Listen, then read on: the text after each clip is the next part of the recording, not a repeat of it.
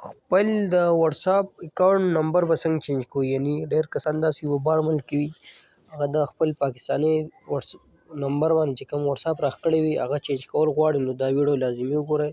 زموږ دا چینل یې سره ضرور سبسکرایب کړئ. داسې ویډیوګانو لپاره زموږ پیج هم ضرور فالو کړئ. نو راځئ ویډیو ته ښه ویډیو راسره وګورئ تر اخره پورې.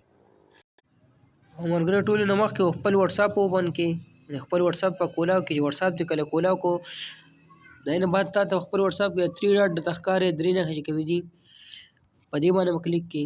دې نه بعد تا ته به دلته اپشن راولي، نو په دې سیټینګ باندې به کلیک کړئ. سیټینګ نه بعد به دلته تا ته ستا د پروفایل چې کوم واتساپ پکچر دی نه لاندې به دلته تا ته لیکلي اکاونټ، په دې باندې به کلیک کړئ. چې په دې کله کلیک کړو هلته ستا د واتساپ ډېر ښه انټرفیس یې راواغستې. په دې څلورم نمبر باندې به کلیک کړئ، چینج نمبر ورته لیکلی چې په دې هم کله کلیک کړو. لاندې نیسټ په نیسټ باندې هم کلیک کړئ.